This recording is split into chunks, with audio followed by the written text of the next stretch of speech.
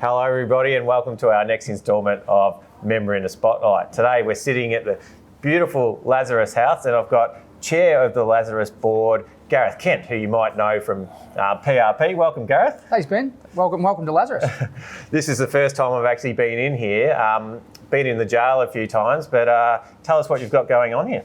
Well, so Lazarus is a non-for-profit community organisation that's providing a homelessness hub for people who are suffering from homelessness or disadvantage or even social isolation. And it's a place where people can come, chill out. They can have a shower here. They can get lunch here. They can the range of they get some clothing, all sorts of stuff, as well as meet up and meet some of the other social service organisations like Salvation Army or NEMI and those sort of things to get help. We also get lots of different businesses that contribute here. So we get people coming giving haircuts. We got people doing chiropractic stuff and all that sort of stuff. So we've got quite a range of stuff happening. It is a really busy hub all day. Well, I actually am surprised at just the size of the area. You've been here for 5 years. How many people do you sort of have coming through each day? So we average about 45 to 60 people a day, which is a bit much for how many space we've got. So we're looking to expand and bigger and things like that. But at the moment we're pretty well at capacity, between 45 and 60 a day. I think through the last month of October, we had a total of over 1,080 odd different visits from different people. So which is a big number. Yep. And we run 7 days a week, so it's flat out. Yep. Now, we've got these amazing smells coming from the kitchen here. You've obviously got a horde of volunteers who also help out. Yeah, there's over 50 volunteers that help with Lazarus, and they're great men and women that come in, ladies that come in and cook in the kitchen. They come in and they bring in, sometimes they bring in big trays of lasagna, and if you stick around here too long, you'll get fat. They cook so much good food, it's hard not to put on weight when you come here.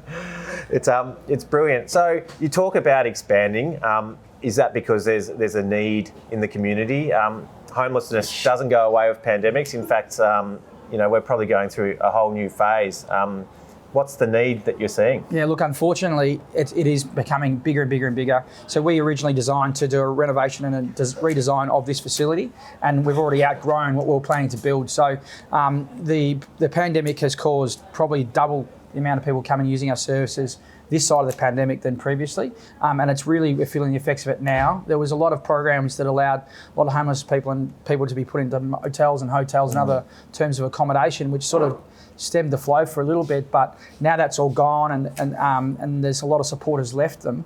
They're coming back and they're coming back in droves. And the rental issue around Geelong with high rentals has also pushed a lot of people into some disadvantaged situations, and we're seeing a lot more people because of that. And also we're seeing a lot of people coming down from Melbourne. Yep. Obviously Geelong has good lifestyle, and even for people who are homeless, would seek Geelong out over Melbourne to be, if they're going to be homeless, they'll rather be homeless here. So we do get quite a lot of people coming down from Melbourne and things as well. So the problem is growing and growing in our community. Yep. It's busy. Now, importantly, you've got a good board in place and good governance, and it's a well-run organisation, isn't it? Thank you. Yeah, it's taken a bit of work to get there, but we have got there. We have a fantastic board. They're all people from the local community. Everybody volunteers, and the board has really put in place quite a lot of structures and things to make sure that we're getting the best, foot forward for grants. But we've also got the governance in place to run a safe environment. And safety is a big thing about Lazarus.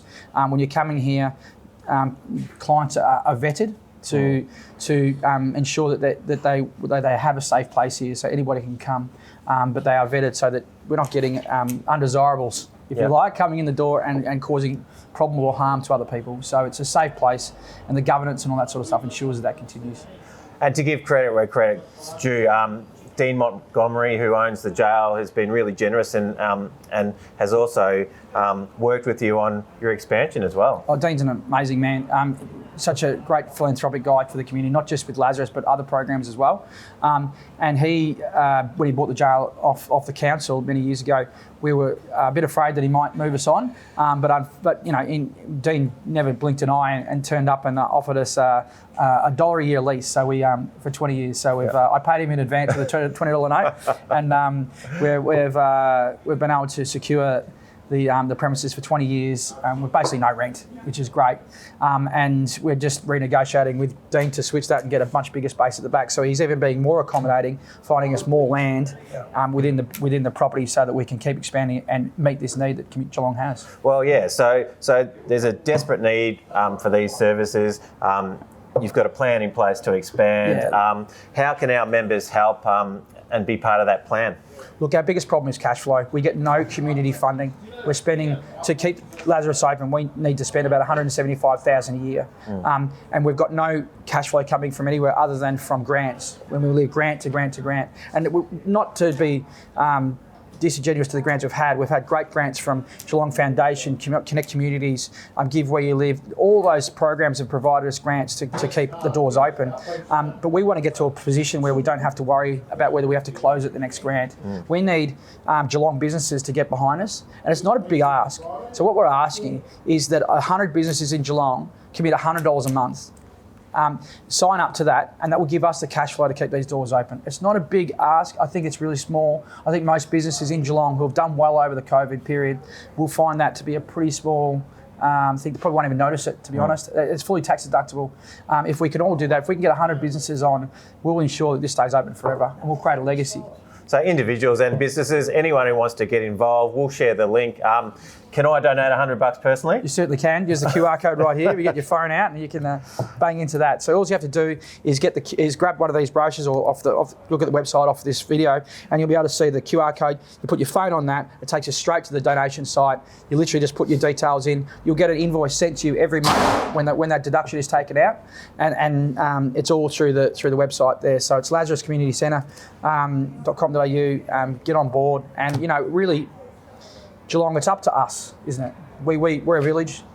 We make this stuff happen, and we can't wait for government or other people to do this stuff. We've just got to do it ourselves. And importantly, ladies and gentlemen, and as you go into Christmas, it's important to think about the people who are not as fortunate, the people doing it tough. And for $100, I think this is a great investment in our community. So it's pretty easy, isn't it? So yeah, we just need everybody to get on board and actually do it. So. Gareth, thanks for joining me today. Thanks for all your great work. Thank you. Best of luck with the Lazarus House. Thank you, and thank you to the Chamber. Cheers. Thank you.